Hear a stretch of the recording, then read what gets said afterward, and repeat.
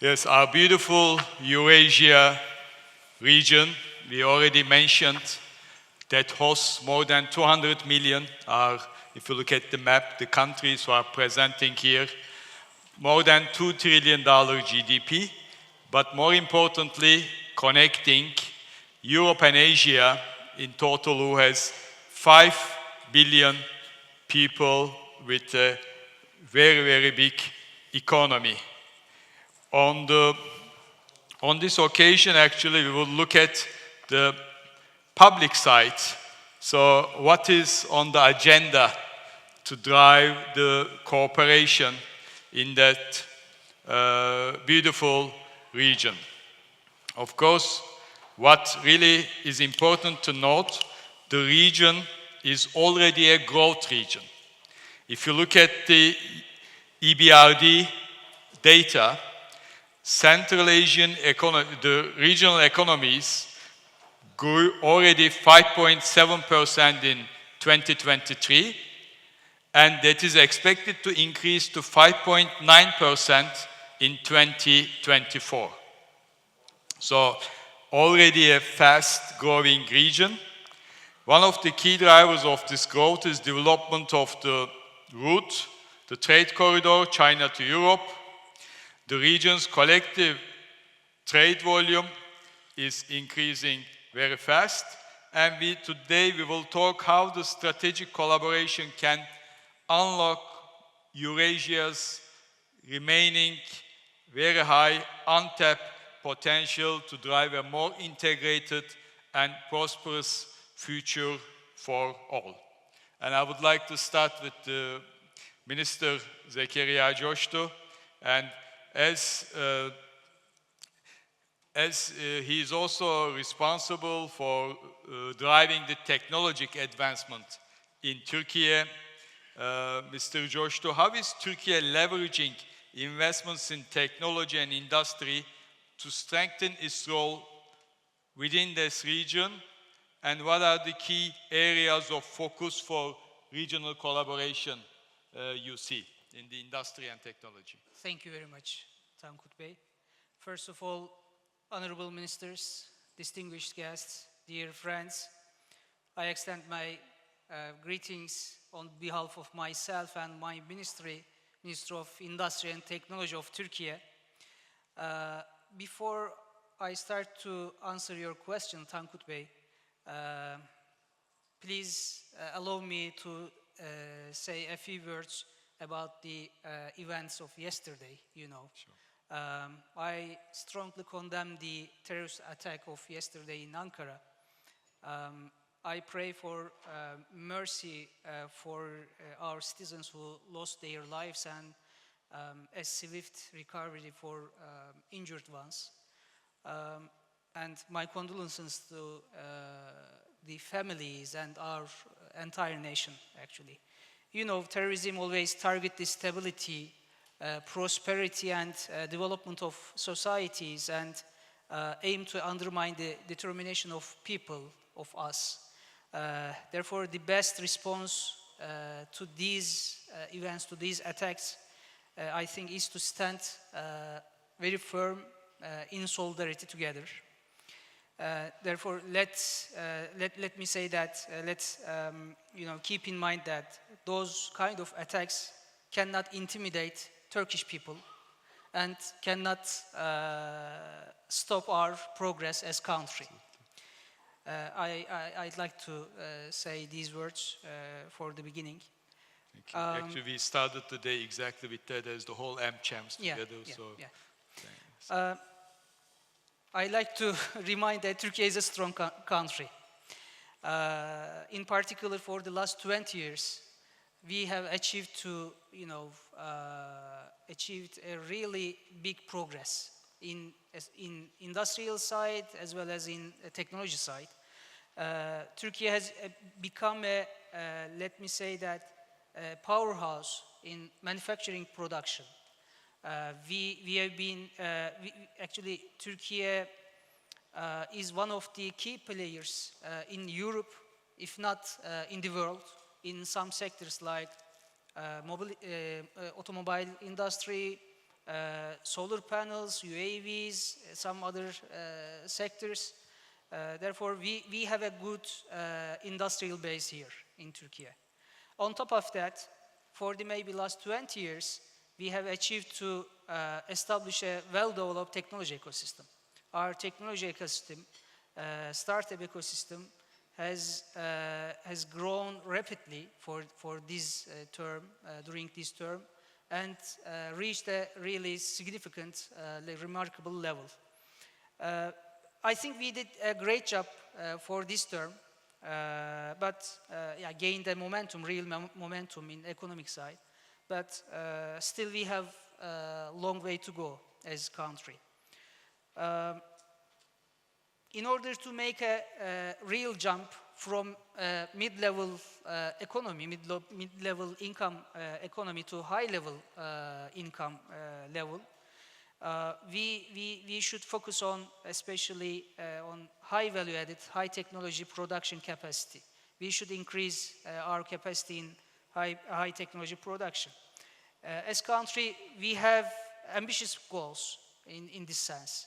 We want to be a real hub for technology production in this region, maybe in the world actually. We want to be a technology hub because we believe that we have, as I said earlier, we have a supportive, encouraging, a strong base which will actually serve as a, let me say, as springboard, okay, for the next jump. And on top of that, we have a good base, we have a strong base. On top of that, we are seeing a major trend in some sector which actually create huge opportunities for countries like Turkey, especially in sectors related to green transformation, EV production, batteries, etc.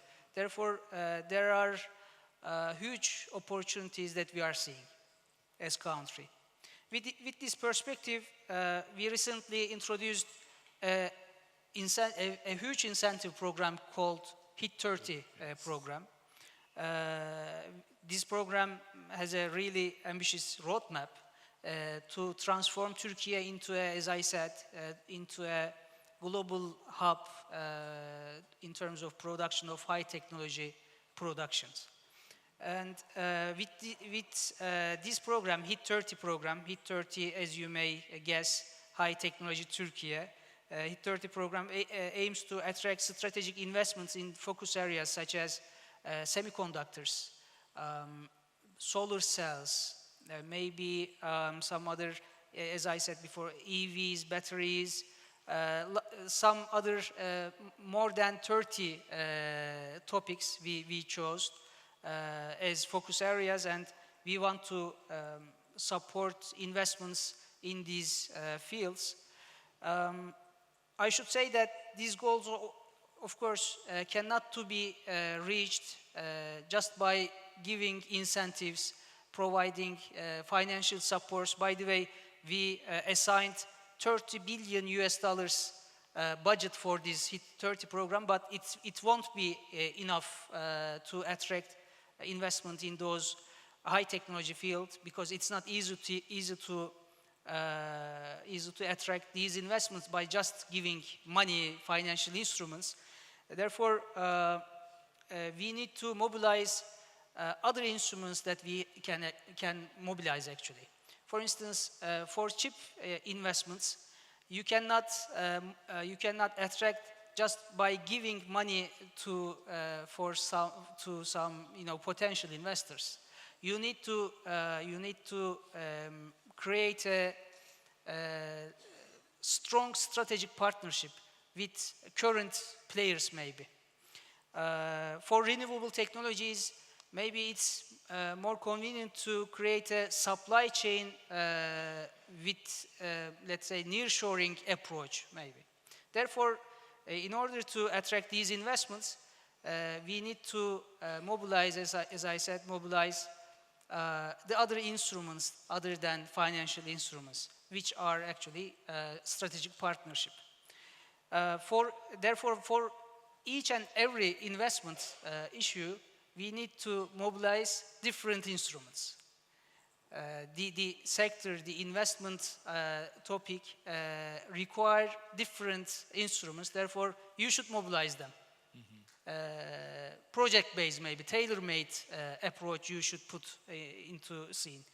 We are trying to reflect this approach to this HIT 30 program. Therefore, with this perspective, project-based, tailor-made perspective, we want to attract much more technology-based investments in Turkey.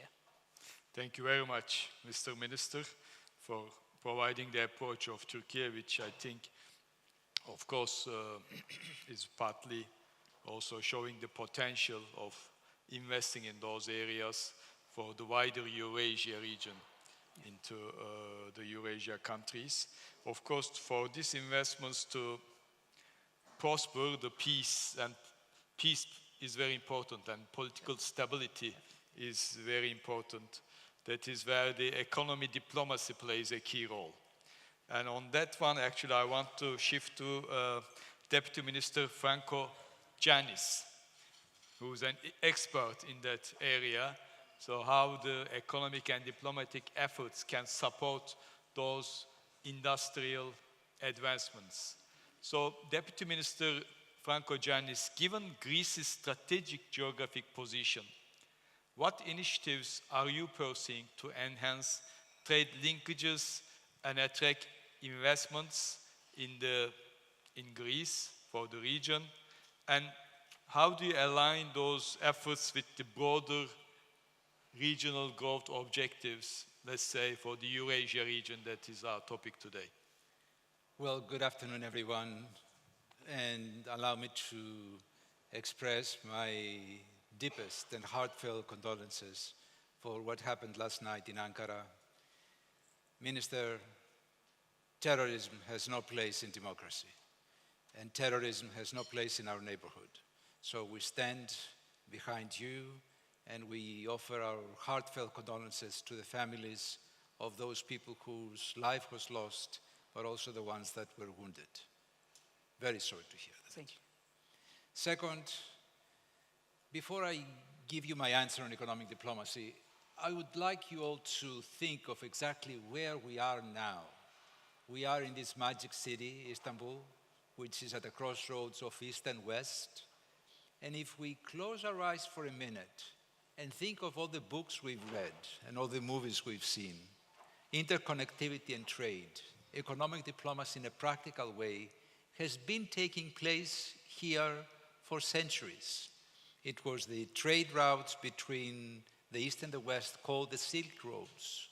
And your mind already goes to carrying silk and textiles and perfumes and spices and precious metals carried by merchants and missionaries, by mercenaries and rulers and ambassadors. So this is probably the best place on earth to talk for interconnectivity and trade and strengthening of multilateral ties in the Eurasian area. We in Greece believe that we should improve our partnerships in innovative ways and strengthen connectivity across Eurasia. Let me tell you that my country, Greece, has been working very closely to attract investors in this way and enhance connectivity. In recent years, we've developed the country into a place that holds the political stability that you mentioned earlier, which is so important, the economic growth, the presence of well-skilled and trained human capital, and of course the incentives that are needed to convert the country into an export-driven, investment-friendly, competitive and globally oriented economy. Reliable trade and logistic hub is what we are today. And if you think about that for a minute, just as Istanbul is the connecting point between East and the West, Greece, on the other hand, is the south and lower part of Europe. And so it makes pure logistic, financial sense for every container ship that comes from China or from India, the world factories of the world, and crosses the Suez Canal, evidently ends up in Europe by reaching out to the Greek ports at first. So it is very important that we develop all of the infrastructure that is needed, and we convert Greece into a trade and investment hub as it should be and as it is becoming to be nowadays. We promote innovation, partnerships, participate in global value chains, and we invest in specific projects that relate to the essence of what I spoke to earlier. This is precisely why the Economist Intelligence Unit experienced said that they have noted the business environment the best out of 82 countries in 2023. And after 13 years, the rating agencies, and I'm saying 13 years because all of you know that Greece had gone through an immense economic crisis in the decade of 2010 to 2018, 2019. So we have come out of the crisis, and according to Morningstar, DBRS, Standard & Poor's, and Fitch, we are now an investment-grade country. This is truly important, especially for the capital markets of the world, in New York, in Tokyo, in Jeddah, in Dubai, in Abu Dhabi, in London, that cannot invest in a country unless there is an investment grade being provided by these agencies. Moreover, Ernst & Young, in its attractiveness survey, released that Greece remains attractive to investors despite the retreat in foreign direct investment across Europe. It is also worth noting that half the respondents who participated in that survey considered to reinvest in Greece following their initial investment. Now, why economic diplomacy? What is it that we do? And why at the Ministry of Foreign Affairs and not the Ministry of Development, the Ministry of Economy? Because in essence, what we do is three things. One is to extend bilateral economic and trade ties. Second is to extend multilateral such ties. And third, it is to provide the political essence behind the trade and investment agency of ours called Enterprise Greece. And second, the export credit agency of the country that supports small to medium-sized enterprises into their extrovert efforts. In as far as construction and as far as connectivity from south to north and from east to west, there are 4 points I'd like to raise. One is the construction of the pan-European motorway Corridor X that runs from Salzburg to Thessaloniki and Piraeus, passing through Skopje, Belgrade, Zagreb, and Budapest. Second, it is the modernization of the railway linking Thessaloniki to Skopje and Belgrade to Central Europe. Third, it is the development of the Western Balkan System Mediterranean corridor connecting the Western Balkan countries with Bulgaria, Slovenia, and Austria. And four, it is the development of the Baltic Sea, Black Sea, Aegean Sea corridor connecting large parts of Central and Eastern Europe to major seaports through access 4 and 9. In this context, Greece is considering the economic corridor connecting Europe with the Middle East and India as a way forward to get involved in new energy, transport, and commercial networks. And at this moment, I would like to stress the IMEC importance to supplement the Eurasian connectivity, as it is important to acknowledge that in similar thinking countries with same value sets, it is very important to provide connectivity, trade connection, economic ties to the benefit of the people. Our geostrategic location provides many business opportunities. It is a transportation hub for food and beverage, for logistics, for tourism, for energy, and for IT. So we are delighted to be part of the 3 Seas initiative. As a matter of fact, now that Greece is a member of the 3 Seas initiative, it should be called 4 Seas initiative, as the Aegean Sea is being added to the 3 Seas initiative of the past. And of course, it is important to invest in interconnectivity projects, providing stability, economic growth, and resilience to the region. Thank you, Minister Fragkogiannis. And we also, once again, very much benefit as the business people on the recent rapprochement between Greece and Turkey, and you've been really one of the architects of that, so thank you for that as well, given the chance. So moving on, energy, also a key driver of political stability and growth in Eurasia, which is our really key focus areas today.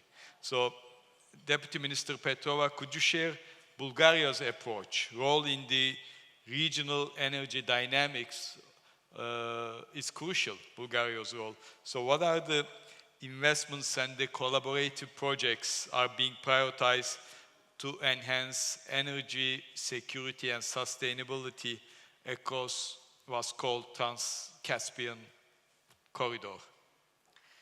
Thank you, Tankut. First of all, I would also like to express my deepest and sincere condolences for what happened yesterday in Ankara. Truly sorry.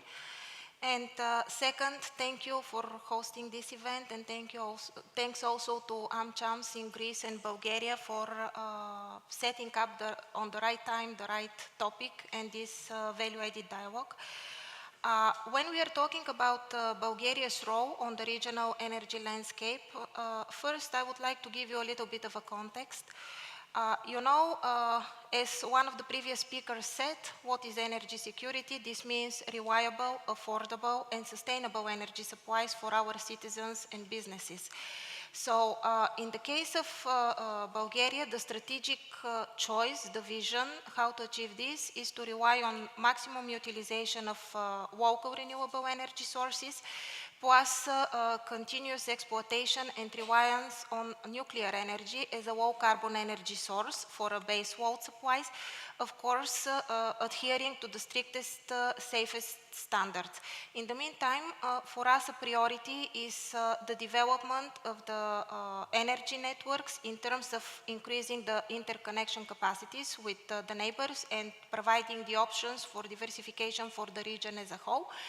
In the meantime, we put a lot of efforts also further to digitalize the infrastructure. That is very important. I think it was shared by the previous speakers that digitalization along the infrastructures is of key importance to sustain the transformation, as well as we are investing in at this stage studies, but investments will come to make this energy infrastructure future proven, which means to be tailored also to the future needs for transfer of low carbon hydrogen, carbon capture and storage, potentially utilization, and so on.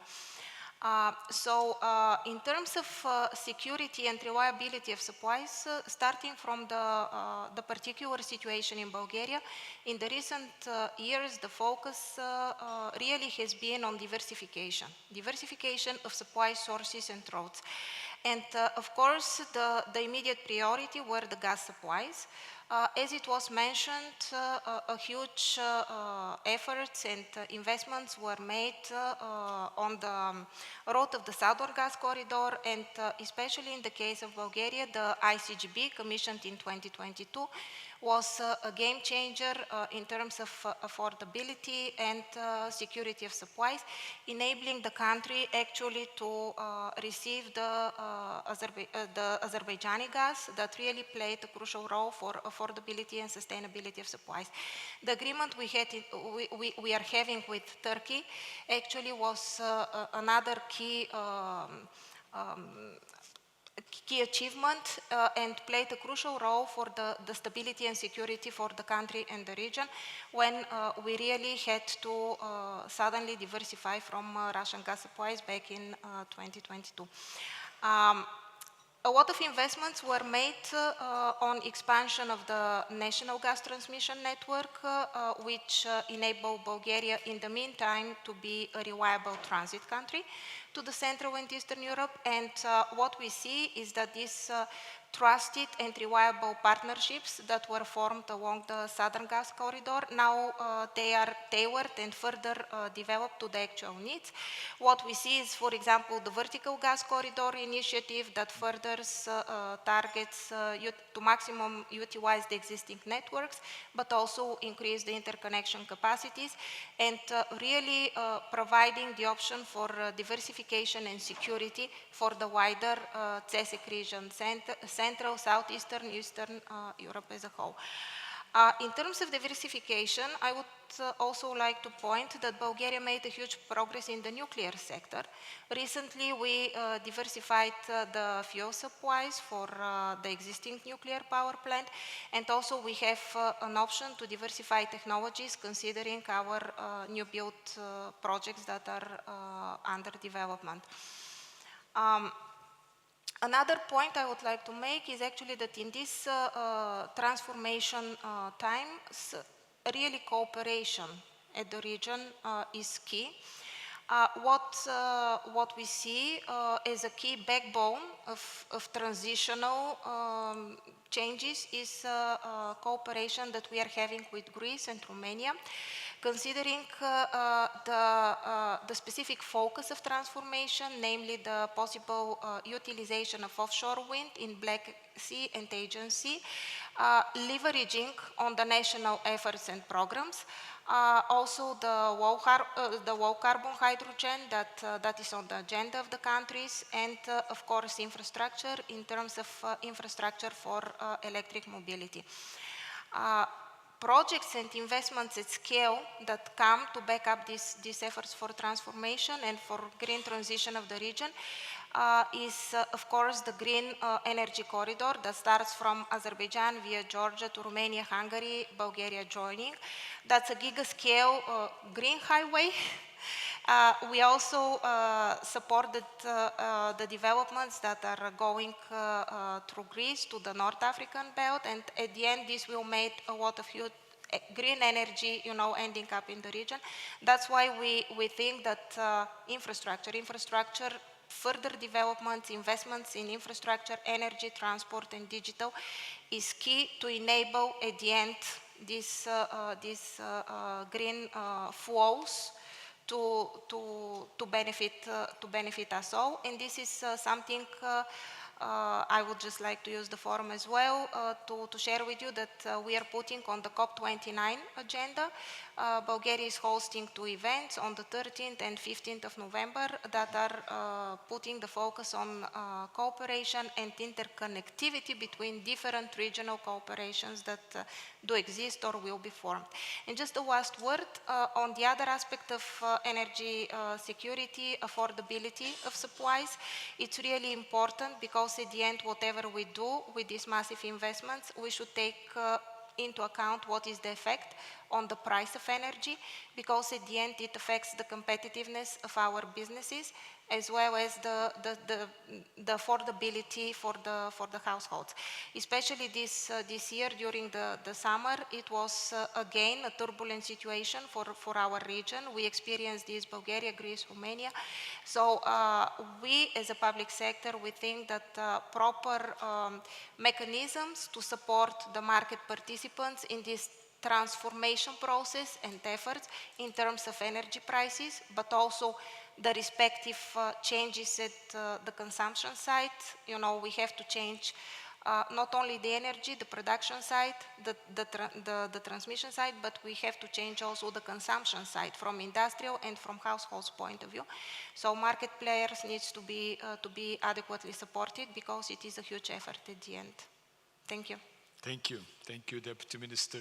So actually, I would like to continue where you have ended, in a way, the cooperation and the collaboration.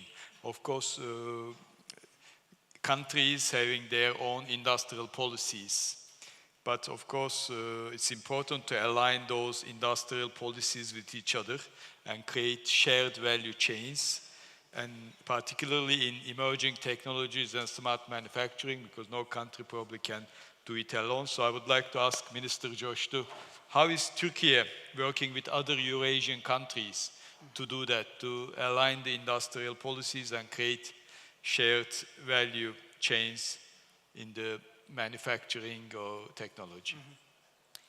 First of all, even if Turkey is located mostly on Asian side, economic-wise, Turkey is a European country. We are so engaged with European economy. We have huge trade volume with European countries, and really we are, integrated in terms of economic activities. And we embraced, as you said, shared values, maybe shared regulations, shared standards for industrial and technology sectors. Therefore, we are so integrated with European ecosystem. So we have a really strong agenda to improve this cooperation with EU, our EU partners, EU companies, countries. First of all, maybe I should stress that the modernization of custom union agreement should be the main items on our agenda. I am saying that modernization because we should reconsider the new dynamics of the new economy, digital economy. Therefore, we should modernize and make it more productive for both sides. It's one of the main items in our agenda. It's a long journey maybe, but we should study on that. Definitely. This was the trade side, but in terms of maybe, I should say that R&D activities, we are trying to increase our presence in European R&D ecosystem as Turkey through maybe supporting mechanisms of European Union. European Union has a strong supporting schemes, supporting mechanisms, programs, and as Turkey, we are getting involved in these programs to establish new, partnerships in terms of R&D activities. It's a really productive field to cooperate to increase our collaboration with EU. It's also the case for as well digital economy and digital transformation of industries, manufacturing industry especially. We are again involved in Digital Europe program, and we get involved to Digital Innovation Hubs program. Therefore, we in terms of the digital transformation efforts, we are aligning our efforts with EU countries. We are also a partner of high-power computing infrastructures. There is an initiative called Euro-HPC, high-power computing infrastructure, and we are one of the strong partners of these initiatives. We are providing supercomputers to Turkish ecosystem. We are investing with our European friends, actually. We are aligning our regulation base with EU regulations, especially for AI, cyber security, and data protection. This is the another important area to increase our integration in digital economy. Actually, these are a few indicators of our approach to, aligning to increase our cooperation with EU. But when it comes to the supply chain side, we are trying to transform our production base, production structure into a compatible structure according to the needs and demands of the region, Eurasian region, maybe in the upcoming future. Because there are new trends shaping the, economies, our ecosystems. For instance, for sure, green transformation is one of the should be one of the priorities for us. we are pushing and supporting our ecosystem, our especially manufacturing industries, manufacturing sectors, to lower their carbon footprints, because we have strong goals to decrease our carbon footprint as country, and as well European Union, European countries are expecting us to decrease these carbon footprints. Therefore, we should transform our industry accordingly. On the other side, we want to be a strong supplier of what you said, emerging technologies in the upcoming future. I pointed out some products and some sectors like solar energy, solar cells, maybe batteries, EVs, etc. But in addition to those, rare earth materials, maybe super magnets, critical raw materials for those new emerging sectors. We can be a strong player here in the region. We can be a resilient supplier for the Eurasian region. Therefore, actually, I want to remind that during the last maybe 5 years, supply chain issues. Actually, we struggled with these issues. During the pandemic. Yes, during the pandemic period. Therefore, in the upcoming period, Turkey, we are focusing to create a good, strong base for these emerging technologies, and we want to be a resilient supplier to the region. Thank you, Minister Çoştu. So now let's explore with Minister Fragkogiannis on how these industrial collaborations among the countries can translate into diplomatic strategies, and especially from the lens of Greece, how Greece is leveraging economic diplomacy to facilitate cross-border trade agreements that encourage investment in the sectors that we talk now, energy and technology. Well, one thing we learned the hard way in Europe and in the region is that we should not have all of our eggs in one basket. And so we have done a miraculous work that I would like to share with you in as far as fossil fuels and hydrocarbonates and as far as electrical power is concerned, in the presence of my two colleagues from Bulgaria and Turkey, because we've done a bit part of it together. The truth of the matter is that one should not have all of its eggs in one basket. So in 2019, we made it clear at the level of the United Nations in New York in September, through the mouth of our Prime Minister, that Greece is going to abandon lignite plants by 2028. And the truth of the matter is that we've invited the investment community of the world to come and invest in green energy in Greece. And they did that so much that now our energy mix is made up of 60% green already, and it's going to be 80% by 2028. And there is a vision for 2050 to be 100%. That's hard to accomplish. But nevertheless, 60% in 2024 is already a big task. The availability of investors in green energy is higher than what the system can absorb at this moment in time. Of course, there is an agreement between Bulgaria, Turkey, and Greece to exchange electrical power at moments of need, and we double that capacity. We signed an agreement with Egypt to bring cheap energy from North Africa to Greece and from Greece on to the rest of Europe. And we have developed a set of new technologies in as far as RES systems, hybrid systems, and storage facilities around the country. On gas, we have completed 100% a grid that connects every port and every point of Greece to the availability of natural gas. There is a storage and regasification unit near to Athens called Revithousa. We have doubled the capacity. There is one floating storage and regasification unit in Alexandroupolis, and we're about to double the capacity.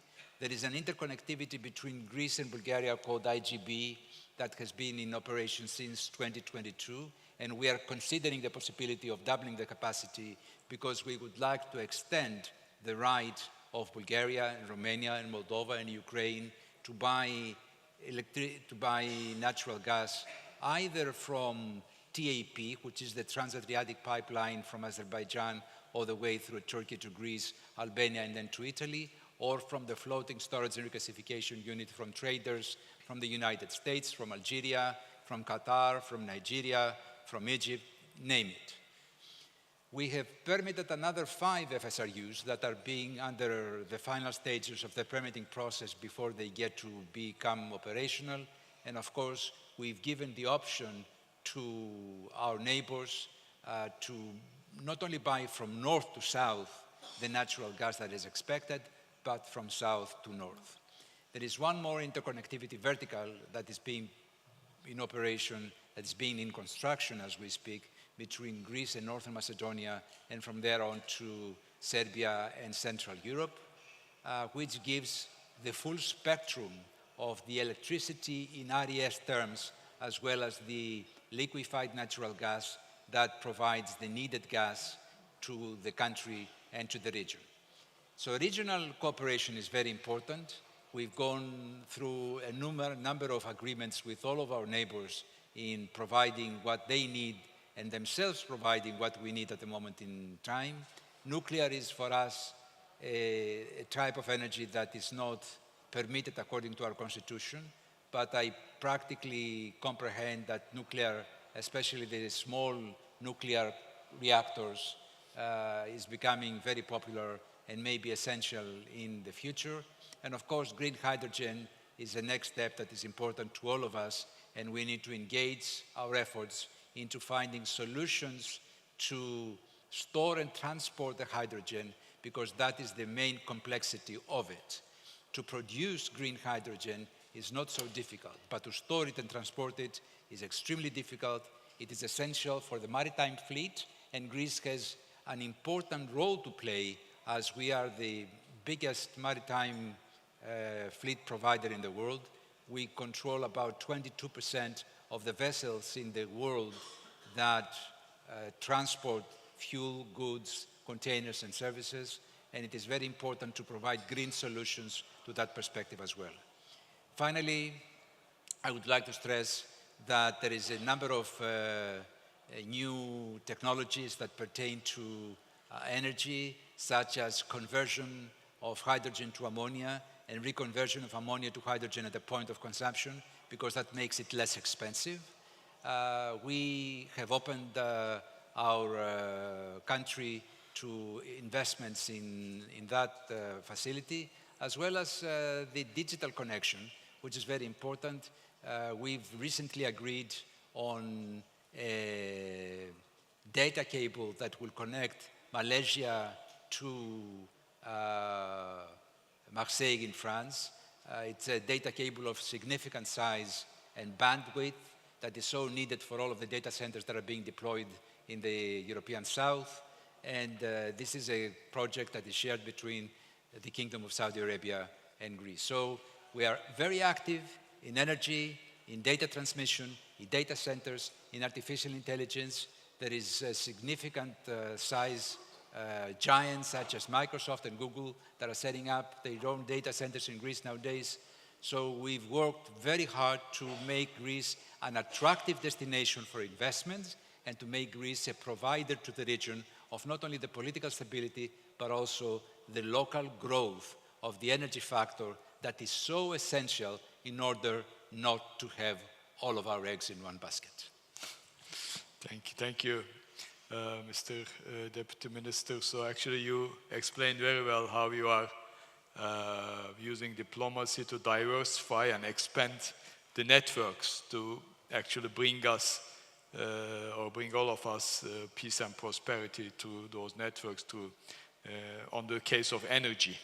And the energy actually is on the Eurasia is one of the most important topics, because the east part of the Eurasia are the major producers and the west part is major consumers. So we can continue on that, the energy area. So then I turn to Deputy Minister Petrova for what are the new partnership initiatives is Bulgaria exploring to deepen regional energy cooperation, particularly in renewable energy and infrastructure projects? As I already mentioned, one of the biggest initiative that is on the table is the Green Corridor, starting from Azerbaijan, Georgia, Romania, Hungary. Bulgaria expressed a will and is already actively joining to the initiative that is at the feasibility stage. Potentially, it should allow for renewable flows from the Caspian region to our region. And once again, not to repeat myself, but from our point of view, in Bulgaria, we do have a well-developed electricity and gas transmission networks, but considering the transformation challenges, they just don't seem enough. It's always needed more and more investments in infrastructure in order to really enable the free flow of green energies from south to north, as my colleague said. And something it was touched upon, but also in this transformation process, a key infrastructure is actually the storage infrastructure. And in Bulgaria, we are having pump hydro storage facilities that are at a scale to back up the regional initiatives. However, we have also a potential to add further such type of facilities. And now we are exploring also these potential investments of conversion of existing hydropower plants into pump storage facilities. In the same time, as Mr. Minister said, not to put all the eggs in one basket, we are targeting also to introduce the battery storage facilities, because actually the system needs are huge in terms of storage, especially in order to absorb all these green energies that are coming in the system. And as Mr. Minister said, however, here we don't want to, of course, to replace one dependency to the other. I mean, starting to be dependent on one technology provider in these new low carbon technologies that we are all aiming at. So we're trying to find the right balance. It seems that the investment needs are huge. I mean, we all are talking about millions and billions. It seems that we need a lot of money to sustain this transformation process and these investments. And I truly believe that the only way to make this happen is via stable public-private partnerships, because we need to get together also in funding all these investments that are needed to sustain the high ambitions that we are targeting. Thank you. Actually, we have to close, but I just would like to give one sentence each to you, dear ministers. So what's the next critical step for strengthening economic ties and the collaborative growth in Eurasia? Mm-hmm. Just one sentence. One sentence, Okay. or one or two, but then, very short. Let me make it short. Political stability is the key issue in this region. We have actually what we need as country, as region, but we need stable region, political stability here. Thank you. Mr. Minister? Well, to demonstrate goodwill, to exert resilience, but above all, the most important thing that is so much needed nowadays, especially in our neighborhood and in our region, is political stability and peace. I think we owe to the peoples of our region that we put every effort possible to not only secure our countries in as far as peace is concerned, but also to secure that our neighboring countries provide peace, willingness to their neighbors, and convert this region from a region of conflict to a region of prosperity and growth. Thank you. Ms. Petrova? Thank you. Yes, I will join my colleagues. We need stability and resilience, and my takeaway is we just need to bet on the regional cooperation and the benefit and the potential that it brings to all of us. Thank you. So let's close on this high note. Thanks for sharing your insights and for your commitment to build a stronger future together in Eurasia.